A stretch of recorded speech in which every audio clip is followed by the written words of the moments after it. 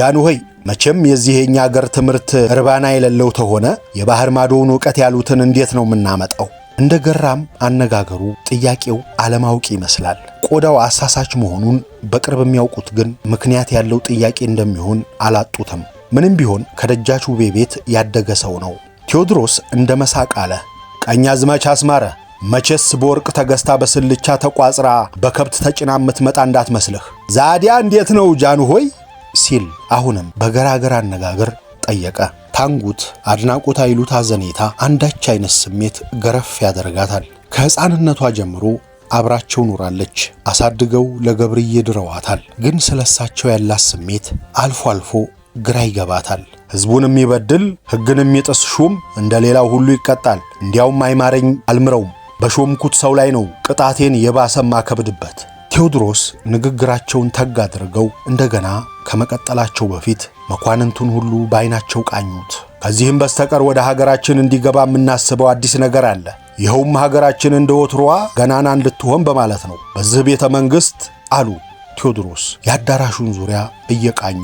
መሳፍንቱ መኳንንቱና ነገሥታቱ ሕይወታቸውን ለጠጅ ለጮማና ለዝሙት አውለው ሲማግጡ ሀገራችን ኢትዮጵያ እየሟሟች ሄደች።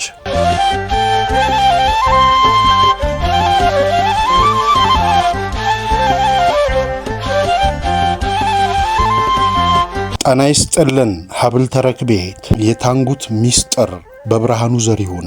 ቪዲዮውን እየተከታተላችሁ ያላችሁ ቤተሰቦች ቻናሉን ሰብስክራይብ በማድረግ እንድታበረቱን ስንል በአክብሮትና በፍቅር እየጠየቅን ነው። ስለምታደርጉልን ሁሉ በማመስገን የታንጉት ሚስጥር በብርሃኑ ዘሪሁን ተጣፈ በሀብል ተረክቤት እንዲህ ተሰናዳ። ምዕራፍ 1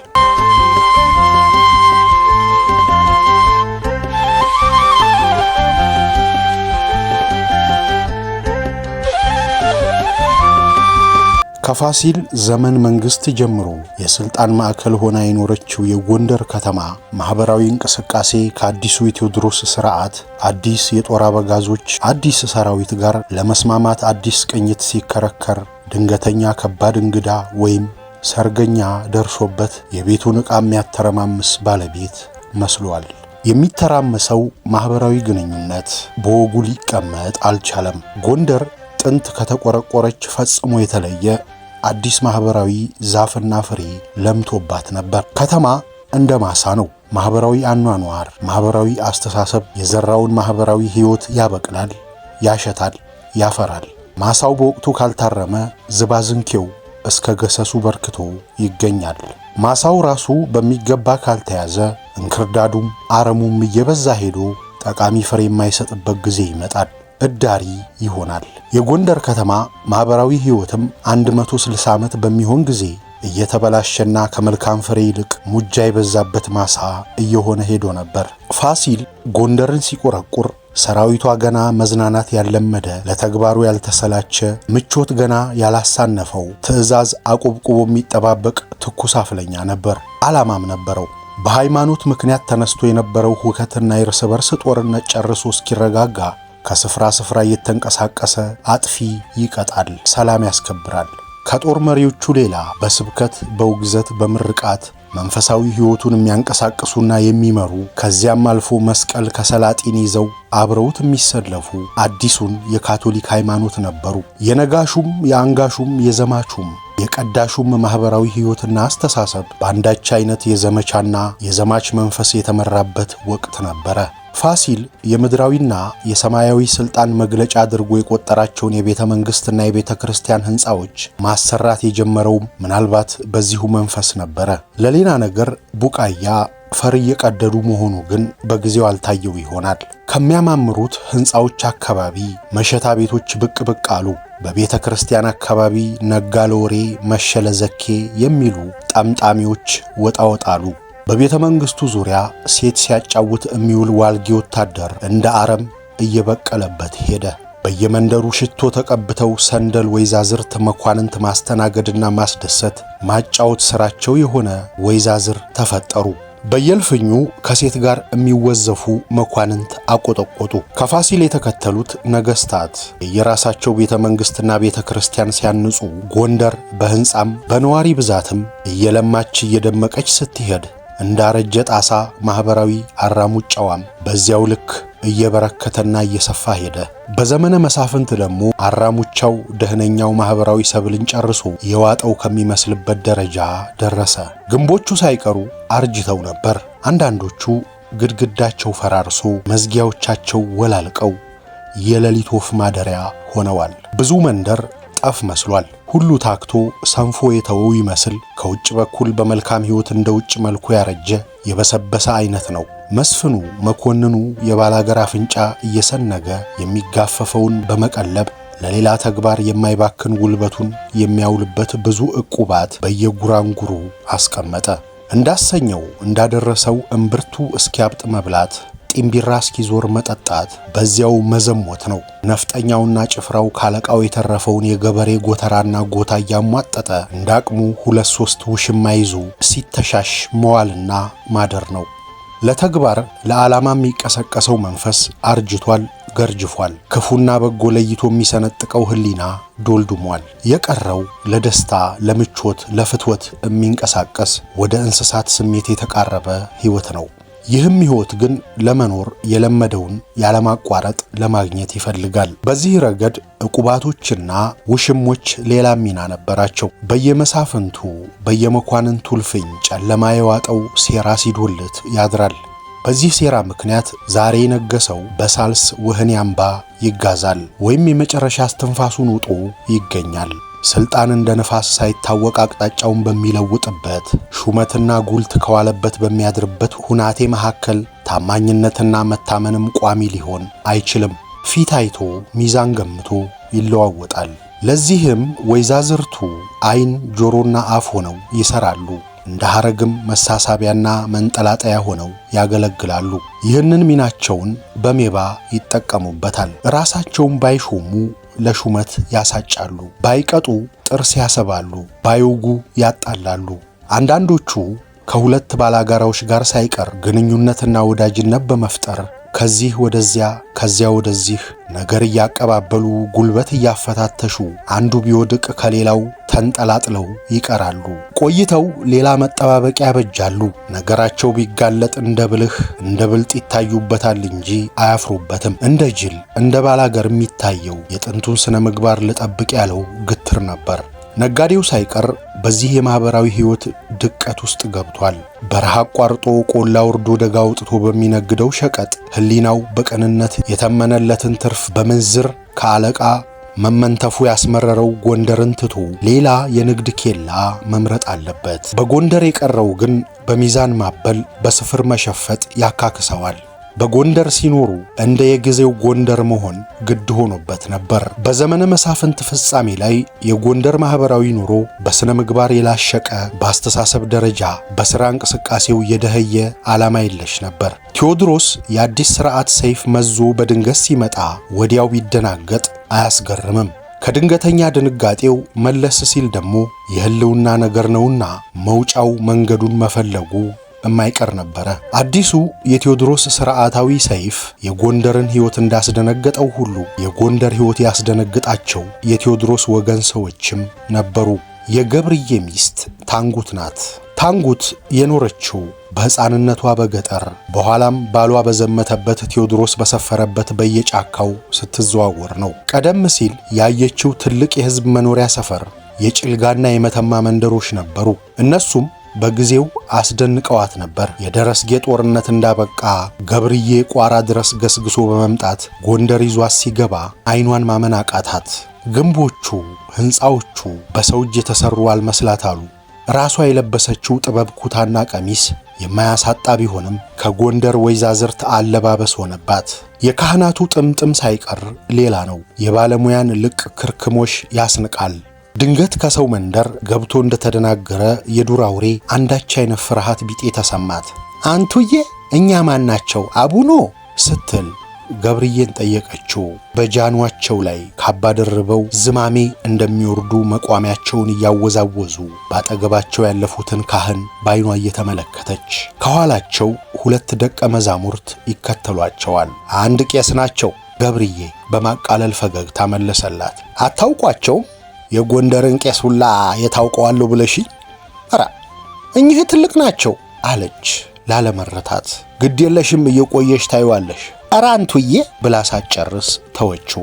የሐር ጥላ ሲዛ በሰጋር ግራጫ በቅሎ የምትፈሰውን አንዲት ወይዘሮ ባድናቆት አይኗን ትክል አርጋ ትመለከታታለች። ምን ነው ያቺ ወይዘሮ ማናት አንቱዬ? የጎንደር ሴት ማለቴ የማን ምሽት ናት? የታባቴን አውቃለሁ ብለሽኝ ጎንደር ተቀምጫለሁ ትላለህ እንጂ እንደኔው ባላገር ነህ፣ አንዱንም ሰው አታውቀው አለችው በቀልድ ሽጉጥጫ። ምናት አከረሽ? ይህኔ ኮማሪት ትሆናለች እንደዚህ አለችው። ማመን አቃታት። ዛዲያ ባሎቻችን እነዚህን እያዩ የሚል ፍራቻ ሐሳብ ውልብ አለባት። ማረፊያ ቤታቸውም ቢሆን በመጀመሪያ እንደ ቤተ ክርስቲያን አስፈርቷት ነበረ። ከአጣጣሚ ሚካኤል ቤተክርስቲያን ግቢና የግንቡን ጥግ ይዞ የተሰራ ደርብና ምድር ቤት ነው። ከአካባቢዎቹ ሕንፃዎች ጋር ሲነጻጸር እስከዚህም ትልቅ አይደለም። ደርቡ ሰፋ ያለ አዳራሽ፣ መለስተኛ እልፍኝ፣ በሁለት በኩል አነስ አነስ ያሉ ሁለት ጓዳዎች፣ ከኋላው ለብቻ ማድቤትና የዕቃ ቤቶች አሉት። ድሮ የደጃዝማች ወንዲራድ የነበረው ይህ ቤት ራሳሊ ከነመኳንንቶቻቸውና ሰራዊቶቻቸው ጎንደርን ለቀው ከሸሹ በኋላ ወና ሆኖ ቆይቷል። ይህን ሁሉ ምን ልናረገው ነው ስትል ጠየቀች። ገብርዬ አስገብቶ እንዳሳያት ዕቃ የሌለበት አዳራሽ ከትልቅ ቤተ ክርስቲያን ቅድስት ተስፋ መስሎ ታያት። ልጅ የለን ውልጅ የለን አለች በቅሬታ መልክ። እንግዲህስ መቼስ የቋራ ጎጆ ይዘን አንመጣ እንደሚሆን አቋቁሚው እንጂ እንግዳም መምጣቱ አይቀር። እግዚአብሔር ታለ ደግሞ ታንጉት ልጅ አለመውለዷ ሁልጊዜ እንደሚያሳስባት ስለሚያውቅ ከፈገግታ ጋር በማባበል የጉንጯን ስር ጉዳት በጣቱ ጠቅ አደረጋት። እንዳለውም ቤቱ ዕቃ ሲገባበት እሳት ሲጤስበት ሰብሰብ ያለ መሰለ። ታንጉትም ቤት ማሰናዳቱ ምግብ ማዘጋጀቱ እያሳለፈላት ፍርሃት ማለቱ ተዋት። ወደ መጀመሪያ ገደማ አዳዲስ እንግዳ ግን ወደ ቤታቸው አልመጣም። ቤተ ክርስቲያን ስትሄድ፣ ገበያ ስትወጣ፣ በቤተ መንግሥት አካባቢ ስትገኝ የሚያጋጥሟት እነዚያ የተሽሞነመኑ የጎንደር ወይዛዝርት የተኮፈሱ መኳንንት ለወጉ ያህል አንገት ቀልበስ አድርገው በሩቅ ጤና ይስጥልን፣ እንደምን አደራችሁ፣ እንዴት ዋላችሁ ከማለት በስተቀር አልቀረቧትም። ጎንደሮች ማን ምን እንደሆነ እያጠያየቁ ነበረ። የዘመነ መሳፍንት የሥልጣን ከዚህም ከዚያም መጓተት ብዙ አስተምሯቸዋል። አይተነው ጊዜ ወዳደላበት እንዲሉ እንዲያው ለመወዳጀት ሲባል ብቻ ዘው ተብሎ ዕውቅ አይደረግም። በዚያ ላይ የመግደርደሩም ልማድ አለ። አንዳንድ ቀን ወደ ማታ ቤታቸው የሚመጡት የገብርዬ ጦር አበጋዞችና ታንጉት ቀደም ሲል የምታውቃቸው ሚስቶቻቸው ብቻ ነበሩ። አልፎ አልፎ ቴዎድሮስ ይመጣሉ። መስተንግዶውም ጭውውቱም ከወትሮ የተለየ አይደለም። ስለ ወደፊቱ ያወጋሉ፣ ይመካከራሉ፣ ይከራከራሉ። በመካከሉ ያለፈ ትዝታ ያውሳሉ። ቀልድ ወይም ተረብ ቢጤ ጣል ጣል የሚያደርግም አለ። አብዛኛው ግን ቁም ነገር ብቻ ነው። ቴዎድሮስ ስለ ዘመቻ በሚያወጉበት ጊዜ አይናቸው እንደ ጧፍ የሚበሩ ግድግዳውን አልፈው አድማስ የሚመለከቱ ይመስላሉ። በዚህን ጊዜ ታንጉት አድናቆት አይሉት አዘኔታ አንዳች አይነት ስሜት ገረፍ ያደርጋታል። ከሕፃንነቷ ጀምሮ አብራቸው ኖራለች። አሳድገው ለገብርዬ ድረዋታል። ግን ስለሳቸው ያላት ስሜት አልፎ አልፎ ግራ ይገባታል። ሴቶቹ ለብቻቸው ወደ አንድ ጥግ ሆነው ዝም ብለው ከማዳመጥ ወይንም እርስ በርስ የባጤ ቆጡን ከማንሾካሾክ በስተቀር ወንዶች ጭውውት አይገቡም። አንድ ቀን እንደዚሁ እራት ተበልቶ ሲጨዋወቱ ለማቆላመጥ ባወጡላት ስም አንጓች ሲሉ ጠሯት። በዚህ ስም ሊጠሯት መጀመሪያ ያወጡላት ቀን ብዙ ጊዜ ትዝ ይላታል። በወይኒ መገንደር እናቷ ታማ ቤት ከዋለች በኋላ ነው። ያን ጊዜ ስሙን ባታውቀውም የበፊት ካሳ ያሁን ቴዎድሮስ ከአንድ 3 ሰዎች ጋር ቤታቸው ይመጣል። ደጅ ተቀምጣ ትጫውን ነበረ። ነይ ሳሚኝ አንቺ ሲል ስማትና እቤት ይገባል። ከእናቷ ጋር ረዘም ያለ ጊዜ ቆይቶ ሲወጣ ከምትጫወትበት ቆርጠጥ ብሎ ይቀመጥና ጉንጯን እያሻሸ ስምሽ ማን ነው የኔ ድማም ሲል ይጠይቃታል። ትነግረዋለች። እኔ ደግሞ አንጓች ነው ምልሽ። አንዱን ሰውዬ እንዲሰጣት ያዘዋል። ከዚያም ዳቦ ቆሎውን በቀሚሷ ጫፍ እያስያዘ ስታድጊ ዳቦ ታነጉችልኛለሽ እሺ አላትና ሄደ። አቤት አባት አጠቅ አለች ታንጉት ከትዝታዋ ስትመለስ። ጎንደርን ተላመድሽው? ኧረ እኔ እንጃ አለች እምትመልሰው ግራ ተጋብቷት። አይዞሽ ትለምጂዋለሽ። ጎንደሮች አውሬም ያስለምዳሉ ግና ዋ እነሱን እንዳትመስይ ወይም ደግሞ ወየ በነገር እንዳያጠምዱሽ ኋላ ነግሬሻለሁ አሏት በቀልድ ማስፈራራት። እኛ ምንድነን አባታጥቅ ስትል የእንግዳ ምሽት ከጥግ ጠየቀች። እንግዳን ከማግባቷ በፊት ጎንደር ተወልዳ ያደገች የመኳንንት ዘር ነበረች። አረገይ አሉ ቴዎድሮስ ደንግጠው መስለው እየሳቁ። ሌሎቹም ሳቁ። አንቺና ተዋበችማ እኛን መስላችኋል፣ አጥምቀናችሁ። አንዳንዶቹ አንዳንድ ቀልድ ካከሉበት በኋላ ያበቃለትና የተረሳ ይመስል ጭውውታቸው ወደ ቁም ነገሩ ተመለሱ። ድጋሚ አላነሱትም። ታንጉት ግን ጨዋታው ቀኑም ካለፈ በኋላ እንዳንዳች ሟርት እንደ መጥፎ ትንቢት በሐሳቧ መጉላላቱ አልቀረም። ምን እንዳያደርጉኝ ነው? ምን እንዳላደርግ ነው? ወይስ ምን እንዳልሆን ነው?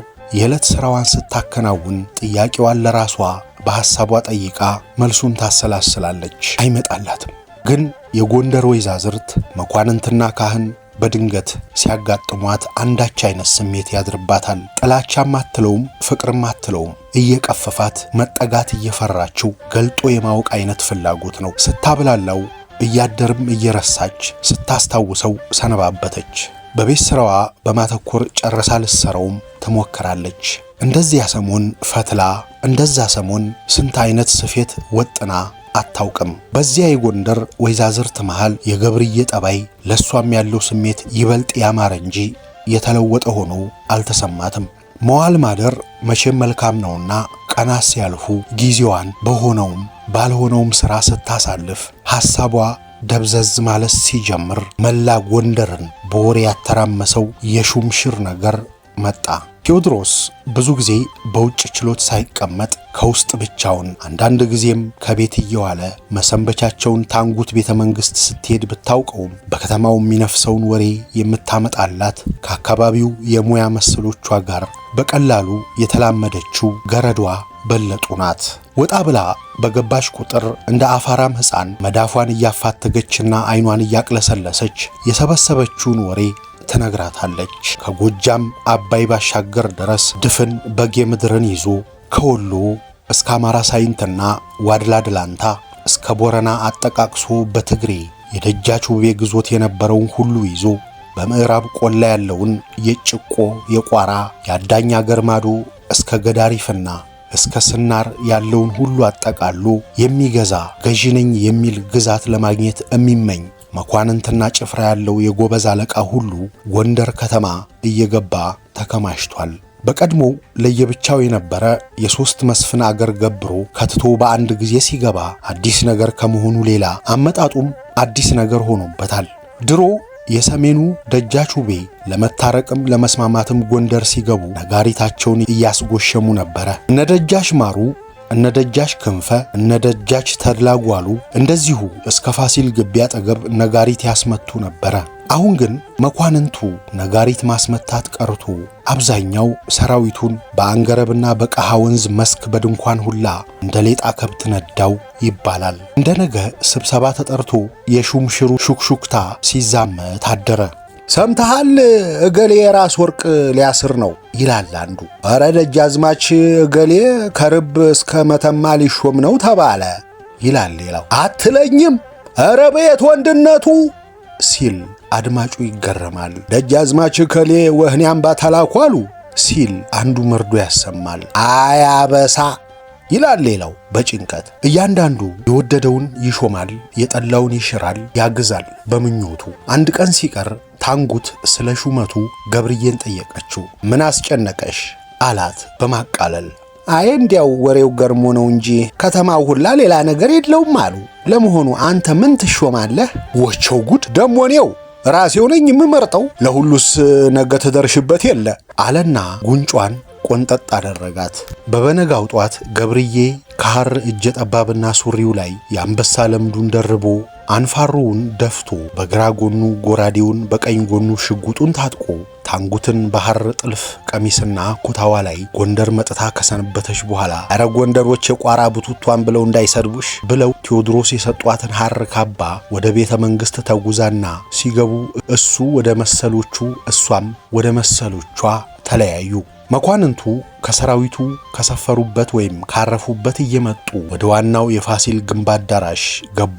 ትርምስ፣ ግርግር፣ ጩኸት የለም። ከፋሲል ግንብ ግቢ ውስጥ ብዙ ሰዎች ቢኖሩም ብዙ ሳይንቀሳቀሱ ብዙም ሳይነጋገሩ በታዛቢነት የሚያስተውሉ ይመስላሉ። ሁሉም ገብቶ በአጋፋሪው እየተመራ በየስፍራው ከተቀመጠ በኋላ ቴዎድሮስና ተዋበች አቡነ ሰላማ ትንሽ ቀደም ብለው ገብርዬ ከገሞ ከዓለሜና ከሌሎችም ጋር ሆነው እንደ ሥርዓቱ እንዲቀመጡ አዳራሹ የነበረውም ቆም ብሎ ተቀበላቸው። ታንጉት ይህንን አዳራሽ ቀደም ሲል ደጋግማ ያየችው ቢሆንም ከዚያ በፊት አይታ በማታውቀው ይህንን በመሰለ ስነ ስርዓት ከፊቷ ሲደቀን የመጀመሪያ ጊዜዋ ስለነበር የሚስብ የሚማርክ ትርኢት ሆነባት። ከውስጥ በኩል የሚሰናዳውን የሚቀራርበውን ለመርዳት ወጣ ገባ ብትልም አይኗ፣ ጆሮዋ፣ ሐሳቧ ሁሉ በአዳራሹ እንቅስቃሴ ላይ ነበረ። ለምን እንደሆነ ራሷም ምክንያቱ አልገባትም። ገብርዬ እንደሆነ መሾሙ እንደማይቀር ታውቃለች። ሊጋባው ከቴዎድሮስ አጠገብ ቆሞ የመኳንንቱን ስም እየጠራ ማዕረጋቸውንና ግዛታቸውን ወይንም ስልጣናቸውን ከፍ ባለ ድምፅ ሲናገር አንድ በአንድ ብድግ እያሉ ለቴዎድሮስ እጅ ይነሱና ተርታ በቆሙት አንጋፋዎች እየተመሩ የዕቃ ቤቱ ሹም ወዳለበት ክፍል ይሄዳሉ። ከዚያም ቀሚሳቸውን ለብሰው ሲመለሱ እንደገና እጅ ይነሳሉ። ሴቶቹ የየራሳቸውን ባል ወይም ወገን ሲሾም ፈንደቅደቅ ሲሉ ታንጉት አብራ ብታጅብም በአብዛኛው የሚሰማት ከተካፋይነት ይልቅ የተመልካችነት ስሜት ነበረ። ገብርዬ በፊት አውራሪነት ማዕረግ የጦር አዝማች ተብሎ ሲሾም ብቻ ልቧ ትርትር አለባት። እንግዳ ራስ ሲባሉ የገብርዬ ሹመት ቢያስደንቃትም ስሜቷ የደስታ ይሁን የድንጋጤ በትክክል አልታወቃትም። እያንዳንዱ ሹመት ሲነገር እርስ በርሱ ይተያያል። አንዳንዱም ቀሚሱን ለብሶ ወደ ቦታው ሲመለስ ከንፈሩን እንደ መንከስ ሲያደርግ ያስታውቃል። እንደ በፊቱ ራስ ወርቁ የጋብቻ መደለያው ስልጣን ባይኖርበትም ሲጠሩት የሚከብድ ግዛት የሚሰጥ የመሰላቸው ብዙዎች ነበሩ። አብዛኛዎቹ ያሰቡትን አላገኙም። ብዙውን መኳንንት ይባስ ያናደደው ሌላም ሹመት ተከተለ። ሊጋባው ለአንድ አፍታ ገታለና ልጅ ዮሐንስ ብሎ ሲጣራ ጆንቢል ተነስቶ እጅ ነሳም። መኳንንቱ ሁሉ የሚሰማውንና የሚያዩን ማየት እስኪያቅተው ድረስ ተደመመ። ሊጋባው ሊቀ መኳስ ብሎ ሲናገር ቴዎድሮስ የመኳንንቱ ስሜት ገብቷቸው ፈገግ አሉ። ስምምነት የሚጠይቅ ይመስልም ወደ አቡኑ ሰላማ ዘወር ብለው ተመለከቱ። ሹመቱና ሽልማቱ አብቅቶ ለስሙ ቁርስ የተባለ ግን ከምሳ የከበደ የእልፍኝ ግብር ሲቀርብ የብዙ ሆድ ተዘግቶ ነበር። አብዛኛው የፈለገውን አለማግኘቱ ባህር አቋርጦ የመጣው የውጭ አገር ሰው ሊቀ መኳስ መባሉ እንደ ትልቅ ክህደት ቆጠረው። ጆንቢል ከቴዎድሮስ ዘንድ ባለሟልነቱን ካጠበቀ ወዲህ ተጠምቆ የኦርቶዶክስ ሃይማኖት መቀበሉን ግን ብዙዎች አያውቁም ነበር። መጠን አሳላፊዎች አስቀድመው እንደታዘዙ ያህል መኳንንቱ ምግቡን ችላ ማለት ሲጀምሩ ማሳለፉን ትተው በየጥጉ ቆሙ። ሊጋባው አጨበጨበና እስቲ እንደዚህ ዝም በሉ ሁሉ ከሐሳቡ ጋር ስለሚነጋገር በፊትም ቢሆን ድምፅ አልነበረም። ታንጉትም ተረጋግታ ሁናቴውን ትከታተል ጀመር። ቴዎድሮስ አይናቸውን ተራ በተራ በእያንዳንዱ መኳንንት ላይ አሳረፉት። ሐሳባቸውን ለመገመት ከመሞከራቸው ጋር ሐሳቤን ተረዱልኝ፣ ፍቅራችሁና ታማኝነታችሁን ስጡኝ በሚል አስተያየት አንገታቸውን ቀና አደረጉና ፈገግታ አሳዩ።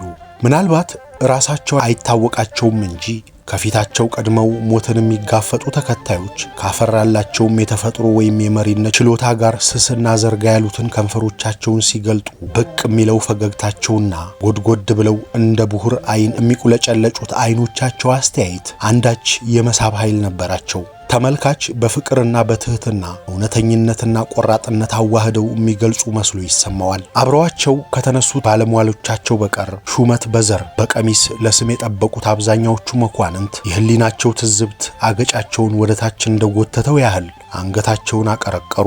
ከዘመቻ በፊት ከድል በኋላ የጦር አበጋዞቻቸውንና ሰራዊቶቻቸውን በዙሪያቸው ሰብስበው መወያየት የሚያዘወትሩት ቴዎድሮስ በአሁኑ አዳራሽ ውስጥ አብዛኛው የቅሬታ ስሜት መታየቱን መገንዘባቸው አልቀረም። ነገር ግን የዘመነ መሳፍንት ዝብንና ላስለመደው መኳንንት ቅብጥብጥነት ፊት መስጠት ባለጌን ቢያከብሩት የፈሩት ይመስለዋል እንደሚባለው የሚሆን መሰላቸው። ከዚያም በቀር ከጆንቢል ጋር ብዙ ከተመካከሩና ከተወያዩ ወዲህ ሐሳባቸው ጊዜ እንደማይሰጥ ምጥ ከውስጥ ይገፋቸው ነበር ሲሉ ጉሮሯቸውን ጠረጉና አሁንም ሰውን እንደገና ቃኝተው ንግግራቸውን ጀመሩ። ታሁን በፊትም ቢሆን በዛ አዳራሽ ሹምሽር ሲደረግ ቀሚስ ሲሰጥ የኖረ ነው፣ አዲስ አይደለም። እነራስ አሊ፣ እነራስ ጉግሳ፣ እነራስ ኢማም፣ እነራስ ማርዬ ኧረ ስንቱ ተቆጥሮ ሀገሬን ላቀና ወገኔን በመልካም ላስተዳድር ስለሆነ ምሾመው ምሸልመው ለዚህ ይረዳኛል ልምለው እንጂ ሌላውንም አይደለም።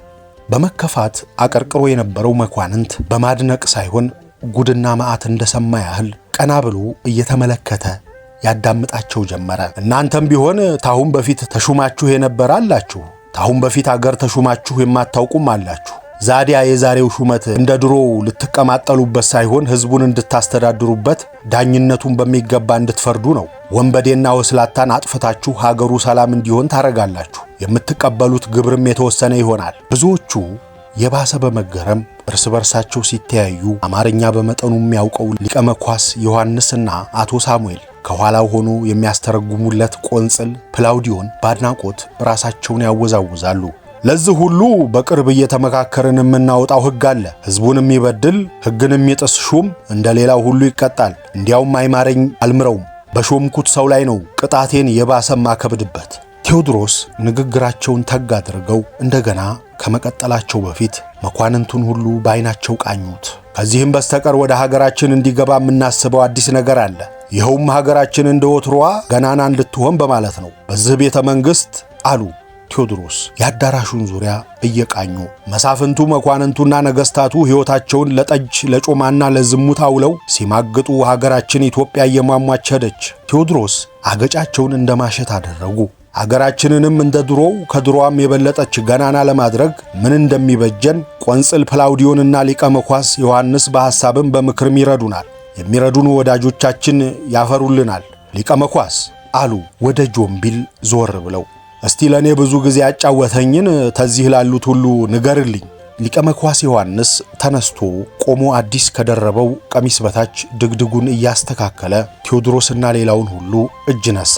አባታ ጠቅመቼም አንድ አገር ትልቅ ገናና የሚሆን ስልጣኔ ሲያገኝ ነው። ስልጣኔ የሚገኘው ደግሞ በትምህርት ብቻ ነው። ስለዚህ ከሁሉ በፊት ትምህርት ያስፈልጋል። ጆምቢል የሚጠፋውን ቃል ከአቶ ሳሙኤል እየጠየቀ በሚገባ መግለጽ ሲያቅተው እንዲያስተረጉምለት በእንግሊዘኛ እየነገረ የራሱ አገር እንግሊዝ በስፋትም በሕዝብ ብዛትም አነስተኛ ስትሆን በመሰልጠኗ ምክንያት በእንግሊዝ ግዛት ላይ ፀሐይ አትጠልቅም እስኪባል ድረስ የዓለምን አብዛኛውን ክፍል የምትገዛ መሆኗን በመተረክ ስልጣኔ የሚሰራውን ታምር በሰፊው አስረዳ። በመጨረሻም ትምህርት የሌለው ብሎ ያልሰለጠነ ሕዝብ በጦርነት እርስ በርሱ ስለሚፋጅ ደካማ ሆኖ በሰለጠነ ሀገር መገዛቱ እንደማይቀር ተናግሮ አበቃ። ቴዎድሮስ ዛዲያ ስለዚሁ ጉዳይ ምን ታስባላችሁ ሲሉ ለሁሉም በደፈናው ጠየቁ። በተለይ በነጻድቁ ዮሐንስ ጊዜ ዳኝነትም አስተዳደርም ተዘውትሮ ይሰራበት የነበረው የሸንጎ ውይይትና ትችት በዘመነ መሳፍንት ቀርቶ ወደ መረሳቱ ደርሶ ስለነበር በመፍራትና በመፈራራት ሁሉ ለጥቂት ጊዜ ዝም አለ። ሊቀ መኳስ ዮሐንስ እንዳጫወቱኝ የሱም ነገር ነገስታትና ንግስታት የሚሰሩት ነገር ሁሉ በመኳንንት እየተመከረበት ነው አሉ። በእኛም አገር አንድ እንጨት አይነድ አንድ ሰው አይፈርድ እንደሚባለው ትልቅ የአገር ጉዳይ ስለሆነ ተዝሆ ያለነው ሁላችንም ብንመካከርበት መልካም ነው ሲሉ ቴዎድሮስ በድጋሚ አደፋፈሩ። ፊታውራሪ ሙጥዬ የኩታውን ጫፍ ጎትቶ እያጣፋ 2-3 ጊዜ ለጥ ብሎ እጅ ነሳ። ጥቅሻ የክንድ ጉሽሚያና ሹክሹክታ ባንዴ ተዳርሶ ከኋላ ከፊት ከቀኝ ከግራ ያለው ሰው ሁሉ ወደሱ ዞረ። በአደባባይ ሳይሾም እንዳመቸው ራሱን ፊታውራሪም ግራዝማችም ደጃዝማችም እያለ ሲሰይም ኑሮ አሁን የፊታውራሪ ቀሚስ በመሰጠቱ ይደሰት በትክክል ባይገመትም ከዚያው ከጎንደር አለፍ ብሎ የፈንጠር ተወላጅነቱ ከአደባባይ ስለሚለይና በአነጋገር የሰለጠነ በመሆኑ የሚያውቁት ሁሉ የሚለውን ለመስማት ጓጉ። ጃንሆይ ሲል ጀመረ። አሁንም ደግሞ እጅ እየነሳ መቼም እኚህ የባህር ማዶ ሊቀ መኳስ ስለ ዕውቀት ጠቃሚነት የሰጡን ምክር እንዲህ ነው አይባልም። ዕውቀት ጠቃሚ መሆኑን መቼስ ማያብላል። የባህር ማዶ ሊቀ መኳስ ሲል አሽሙሩ ገብቷቸው በጎሪጥ ተያዩ። ዕውቀቱማ መቼም ለሰማዩ ለምድሩም ይበጃል። አሁንም እጅ ነሳ። ዛዲያ አሁንም የቅኔ የትርጓሜ ያቋቋም የዝማሬ መዋዕሲት ሊቃውንት የሞሉባት ሀገር ናት። ሌላው ቀርቶ የጎንደር ሊቃውንት ለድፍን ኢትዮጵያ ኧረ እንዲያውም ሊቀ መኳስ ዓለም ለሚሏት አይተርፉም። እና ጃንሆይ ዕውቀት ያላቸው ሊቃውንት ካሉን እንዴት ነው ነገሩ? ደንቆሮች እንባላለን ወይ ብዬ ነው ሲል በንግግሩ ማሳረጊያ እጅ ነሳ። ሊቀ መኳስ ዮሐንስ መልስ መስጠት ቃጣና አቅማማ። የቀለምና የሃይማኖት ትምህርት ብቻውን በቂ ዕውቀት ሊሆን እንደማይችል ለመግለጽ ትክክለኛ ቃል ጠፍቶት ደንቆሮ ማለቱ ትልቅ ስህተት መሆኑን ተገንዝቧል። እኔ ደንቆሮ ለማለት ብሎ መልስ ሲፈልግ ቴዎድሮስ ቀበል አደረጉለት። መቼም ሊቃውንትና ካህናትማ ሞልተውናል አሉ ቴዎድሮስ በሽሙጥ አይነት ወደ አቡነ ሰላማ እየተመለከቱ። ፊት አውራሪ እንዳለው ሊቃውንት እንዳሉን እውነት ነው። ንጉሥ የማያውቁትን የግዕዝ ቋንቋ የሚያነቡ የሚያስነብቡትን የማይጽፉ ትርጉሙም ምንም ሳይገባቸው የሚያዜሙ የሚጸልዩ እንዲያውም ሲጠይቋቸው የሚያነበንቡት ነገር እርግማን ይሁን ምርቃት ውግዘት ይሁን ምስጋና መናገር የማይችሉት ስንት ናቸው? ውሸት አንናገር ከተባለ አብዛኛዎቹ አይደሉም? ፊት አውራሪ በመልሱ ትንሽ አቅማማ። በመላእክት ቋንቋ መናገር መቼም እኔ ዕውቀት እንጂ ድንቁርና አይመስለኝም አለ። በሹመቱ የተከፋ መኳንንት መልሱ ቁጭቱን ያወጣለት ይመስል ባድናቆት ራሱን አወዛወዘለት። ቴዎድሮስ ነገሩን ፍሬፈርሲኪ በማድረግ አይነት እንደ መሳቅ አሉ። ነገሩስ የአባቶቻችን ቋንቋ ነው። የመላእክት ቋንቋስ ቢሆን ትርጉሙን ምስጢሩን ካላወቁት እንደ ደመነፍስ እንስሳት ተንጫጩበት እንጂ መች ተነጋገሩበት? ወደ አቡነ ሰላማ ዞር ብለው ጠየቋቸው። ምን ይመስልዎታል አባታችን? ሳይፈልጉ ጥያቄው የተሰነዘረባቸው አቡነ ሰላማ ከሪዛቸው ጋር ጥቂት አጉተመተሙ። ግዴታ ካልሆነባቸው በቀር ከቴዎድሮስ ጋር ብዙ መነጋገር አይፈልጉም። ደጃች ውቤም የሚያነጋግሯቸው እንደ አባት እያከበሩ እያባበሉ ስለነበረ ጭውውታቸው ይጥማቸዋል። ቴዎድሮስ የሚያነጋግሩባቸውና አንድ ነገር የሚጠይቋቸው ግን በሚያፋጥጥ የክርክር መልክ ነው። መቼም አሉ ሪዛቸውን ሳብሳብ እያደረጉ የእግዚአብሔርን ቃል ከአጥናፍ አጥናፍ የሚሰብክ ካህናት ሊመሰገኑ እንጂ ሊነቀፉ አይገባም።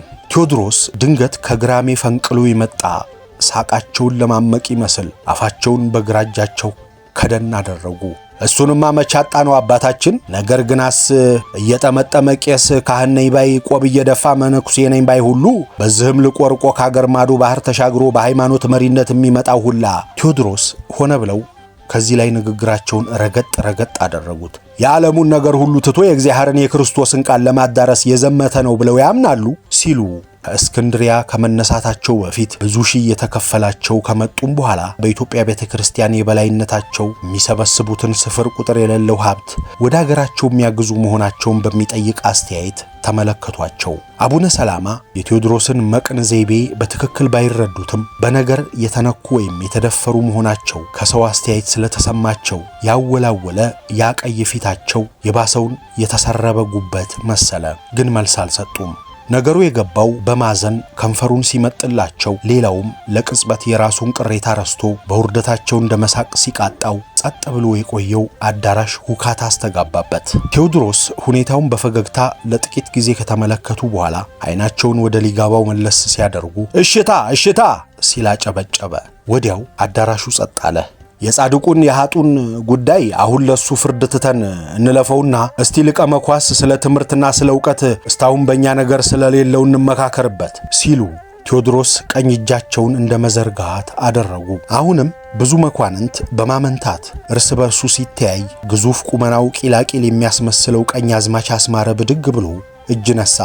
ጃንሆይ መቼም የዚህ የኛ አገር ትምህርት እርባና የሌለው ተሆነ የባህር ማዶውን ዕውቀት ያሉትን እንዴት ነው የምናመጣው? እንደ ገራም አነጋገሩ ጥያቄው አለማወቅ ይመስላል። ቆዳው አሳሳች መሆኑን በቅርብ የሚያውቁት ግን ምክንያት ያለው ጥያቄ እንደሚሆን አላጡትም። ምንም ቢሆን ከደጃች ውቤ ቤት ያደገ ሰው ነው። ቴዎድሮስ እንደ መሳቅ አለ። ቀኛዝማች አስማረ መቼስ በወርቅ ተገዝታ በስልቻ ተቋጽራ በከብት ተጭና የምትመጣ እንዳትመስልህ። ዛዲያ እንዴት ነው ጃንሆይ ሲል አሁንም በገራገር አነጋገር ጠየቀ። ነፍጥ መድፍ የሚሰራ አናጢነት፣ ግንበኝነት፣ አንጥረኝነት ሌላውም ጠፍ ከመሆን የደረሰች ሀገራችን ለማልማት ሕዝብን ለማሰልጠን የሚያበጅ ሙያ የሚያስተምሩ ፈረንጆች ለማምጣት አስበናል። በዚህ ረገድ ክርስቲያኗ የእንግሊዝ ንግሥት ግርማዊት ቪክቶሪያ ልትረዳን እንደምችል እያሉ ቴዎድሮስ ወደ ሁለቱ እንግሊዛውያን ዞር ብለው ተመለከቱ። ቆንጽል ፕላዲዮንና ሊቀ መኳስ ዮሐንስ አጫውተውኛል። መኳንንቶቹ እርስ በርሳቸው ተያዩ። ፈረንጅ የሚለውን ቃል በሹክሹክታ ተቀባበሉት። አንጥረኛና ግንበኛ በአገራችን መች አጣን ጃንሆይ የሚል ጥያቄ ከሌላ መኮንን ቀረበ። ኤሄሄ አሉ ቴዎድሮስ በቅሬታ መልክ። የአገሬን ሰው መንቀፍ አይሁንብኝ እንጂ ለጎንደር ወይዛዝርት አምባርና አልቦ ከመስራት የሚያስፈልገውን እንደ ባለሙያ ቆጠርከው? አሁን ማይሙት ከስንት ዓመት በፊት በአባቶቻችን ጊዜ የተሰራውን ይህንን የመሰለ ግንብ የሚሰራ ግንበኛና ናጢ ዛሬ አለ? እስቲ አምጡልኝና ላሰራው ልሹመው። በመጋበዝ ወደ መኮንኑ እጃቸውን ዘረጉ። መረታቱን የተቀበለው መኮንን እጅ ነስቶ ተቀመጠ። ጃኑ ሆይ እንዲያው ሲል ከቀድሞ ፊት አውራሪነት አሁን የግራዝማችነት ቀሚስ የተሸለመው ወገሬው ጎበና የሚጠይቀው ነገር የጠፋው ይመስል ካጠገቡ የተቀመጡትን ሰዎች በአይኑ ፈለገ። እንግዲያው እነዚህ ፈረንጆች ያሏቸው ለማስተማር የሚመጡት እስላሞች ናቸው ወይስ አርመኖች? ቴዎድሮስ ሐሳብ የሚጠይቁ ይመስል ወደ አቡነ ሰላማ ተመለከቱ። ጳጳሱ ግን እንዳልሰሙ በመምሰል አንገታቸውን ቀርቀር አድርገው ጭጭ አሉ።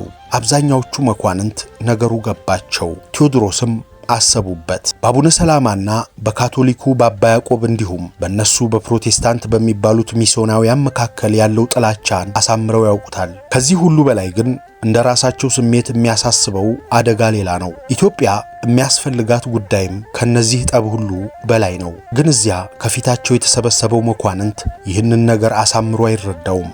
ጎጂውንም ጠቃሚውን የሚያውቅ የተማረ የሰለጠነ ቀልበስ አድርገው ለአንድ አፍታ እንደመቆዘም አሉ። መቼም አገራችን እንውረር እንግዛ የሚሉት ግብጦች ቱርኮችም ያው እስላሞች ስለሆኑ ከነሱ ጋርማ እንዴት እንስማማለን ብላችሁ ነው? ከሃይማኖቶቻቸው እንኳን ነገር የለንም በክፋት ስለመጡብን ነው እንጂ አሁን እኛን እንዲያስተምሩን ያሰብናቸው ግን ክርስቲያኖች ናቸው። ግና ክርስቲያንነታቸው እስተዚህ ተኛም ቅባት ጸጋ እንደሚባለው ስለሆነ ተዚህ ምን አለን አሉና መኳንንቱን በአጠቃላይ ትኩር አድርገው ተመለከቱ። የተቀበላቸው አስተያየት እንደ አለት የጠጠረ ነበረ። አባታችን አንድ ይበሉኝ እንጂ አሉ ቴዎድሮስ ኮስተር ባለ አነጋገር። አቡነ ሰላማ ሪዛቸውን እየጎተቱ በሐሳብ ስልምልም አሉ። ከየትም ተነስቶ ራሱን እምር አድርጎ እንዳሳበኩት እንደፈለጉት ልስራ ከሚል ቴዎድሮስ ጋር ፊትለፊት መጣላቱንና መጋፋቱን ቀርቶ መከራከሩን ስለሚፈሩ እያስታመሙ ቆይተዋል። አሁን ግን ከመኳንንቱ በቀረበው ጥያቄ መሰረት አስተያየታቸውን ከተጠየቁ መልሳቸውን መስጠት የተሻለ አጋጣሚ መሆኑ ታያቸው። የአብዛኛው መኳንንት ስሜት ገብቷቸዋል። በዚህም ላይ የቴዎድሮስን ፈቃድ መፈጸማቸው ነው። መቼስ እሱማ አርመኒና እስላምና ክርስቲያን አንድ አይደለም ተየት ተቀራርቦ ግና ደግሞ ክርስቲያን በሚባሉ መካከል የማይስማሙት ብዙ አሉና ከዚህ ላይ ራሳቸው ቃላቶቹን በመርገጥ እንዳስተርጓሚ የሚረዳውም ረጃቸው ጣታቸውን በመቀሰር ጥልቅ ምስጢር አለ ሲሉ አስገነዘቡ። ከዚህም የተነሳ ልክኛ የማርቆስ መንበር ሆነን የጴጥሮስ መንበር ነን የሚሉት ብዙ ጉዳት አድርሰውብናል። ይህ መቼም በመጽሐፍ ያለ ነው።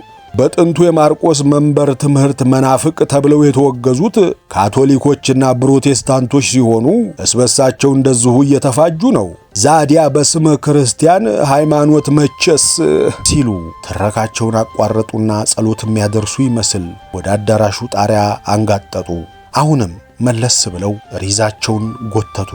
እንዳሰቡት የቴዎድሮስ የቅርብ ባለሟሎች ሳይቀሩ መኳንንቱ ሁሉ አይኑ በሳቸው ላይ ተተክሎ የሚናገሩት ቃል እንዳያመልጠው ጆሮውን ለግቷል። ቴዎድሮስ ብቻ የመድረኩን ወለል በቀስታ እግራቸው ይቆረቁራሉ። ክርስቲያን ነኝ የሚለው ሁሉ ክርስቲያን ባለመሆኑ ብርቱ ጥል እንደሚፈጠር በእናንተም አገር መድረሱን መቼም አሳምረው የሚያውቁት ታሪክ ነው አሉ። አቡነ ሰላማ ነገራቸውን ሁሉ እንዲከታተሉ ሪዛቸውን እየሳቡ አሁንም ተጋሉ።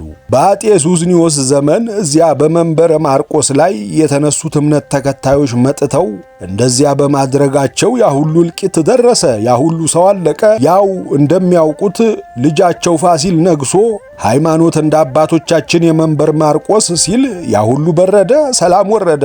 ይኸው ነው የሃይማኖት ታሪኩ ሲሉ ደመደሙ። ብዙ ጦር ሜዳ ስልት እያወጡና እየሰሩ ያሸነፉት ቴዎድሮስ ጋሻቸውን ባንጓላን ከርፍፈው እንደተመቱ ወዲያው ገባቸው። ባቡኑ መልስ ቆስለዋል። እንደ ቆሰለ እልሃም አውሬ አሁንም ወደፊት ተጋፈጡ። ምኑን ከምን አመሳሰሉት አባታችን? ያ ሌላ ያሁኑ ሌላ። ቴዎድሮስ ወዲያው መልሰው አንደበታቸውን ረገብ ለማድረግ ሞከሩ። የኔ ሐሳብ ለሥራ የሚመጡት ወዲያ ወዲህ ውልፍት ሳይሉ ሥራቸውን ብቻ እንዲሰሩ ነው። አይ ሌላ ነገር ውስጥ እንገባለን ካሉ እኔም ማደርገውን አውቃለሁ። እንኳን እስከ ባዕድ ሀገር የመጡ ተዝህ ሀገራችንም ካህን ነኝ እያለ ሲወላገድ የሚውለው ሁሉ አርሶ ቆፍሮ ወይም የሚያውቀኝ በሌላ ነገር ሰርቶ እንዲኖር ነው የሚሆነው። መጽሐፉም ብልአ በአፈ ገጽከ ብሏል አሉ ወደ አቡነ ሰላማ ዞር ብለው እየተመለከቱ። አይደለም አባቴ ሲሉም ጠየቋቸው። አቡነ ሰላማ አዎንታ አይሉት አሉታ አሁንም ከንፈራቸውን ውስጥ ካጉመተመቱ በኋላ ግና አሉ ግልጽ በሆነ አነጋገር። ግና አምላካችን ሁሉንም በየሥራው ደልድሎታል። ሙሴ የእስራኤልን ሕዝብ እንዲመራ ሲመርጠው አሮንን ደግሞ ለቤተ ካህናቱ መድቦታል። እውነትዎን ነው አባታችን አሉ ቴዎድሮስ። በሐሳባቸው ላለው ጉዳይ አሁን ደህና መንገድ የተከፈተላቸው መሰላቸው። መረጠው። ግና ስንት እልፍ አላፍ ለሆነው ለቤተ እስራኤል ሕዝብ ምድሩ ካህን ነው። ዝም ብሎ የሚቀበለው ሁሉ እየሰራ ቢያድር ምን ይመስልዎታል ሲሉ ጠየቁ። አቡነ ሰላማ መልስ መስጠት ባያቅታቸውም ከራሳቸው ይልቅ በዛ አዳራሽ የተሰበሰበው አብዛኛውን መኳንንት የበለጠ እንደሚቆነጥጠው በመገመት ለጥቂት ጊዜ ዝም ብለው ጠበቁ። መቼስ ቢሆንም ቤተ ክርስቲያን ሁላ ይዳፈን አይባል ዛዲያ ለጧት ኪዳን፣ ለምሽት ቁርባን፣ ለቅዳሴ፣ ለማህሌት ቤተ ክርስቲያን ያለ አገልጋይ ካህናት እንዴት ቤተ ክርስቲያን ትሆናለች? አሉ። በመጨረሻም ይቀጥላል።